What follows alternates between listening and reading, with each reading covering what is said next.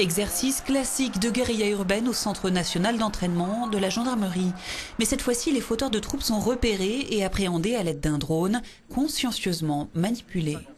Une technologie volante et innovante, objet de toutes les attentions du ministre de l'Intérieur hier aux manettes. Le drone est à 26 mètres. On a des infos qui arrivent en temps réel et tout permet en fait de sécuriser le vol.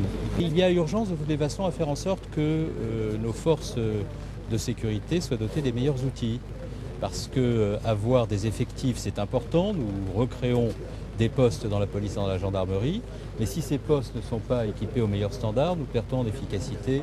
Vers une police 3.0. En temps de plan Vigipirate et d'émeutes potentielles, voici l'objectif affiché dès le vote du budget à l'épreuve des hommes de terrain.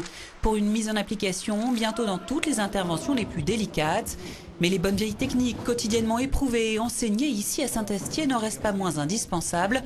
Pour se rendre sur les lieux du prochain exercice, Monsieur le ministre s'essaye au véhicule blindé. On est loin des drones là. C'est une autre technique, plus classique, mais qui n'en est pas moins impressionnante. Impressionnant, tout comme ces soulèvements en pleine nuit. Ici et là, des barricades enflammées séparent les forces d'intervention des émeutiers, suivies par les airs, même de nuit. Et bientôt rejoints pour être neutralisés. Nous avons décidé, dans le cadre du triennal, d'allouer 108 millions d'euros aux forces pour permettre leur modernisation, c'est-à-dire la mise en place des moyens numériques au profit des forces de police et de gendarmerie. 3 modèles de drones sont ainsi testés en ce moment par les gendarmes au centre d'entraînement de Saint-Astier.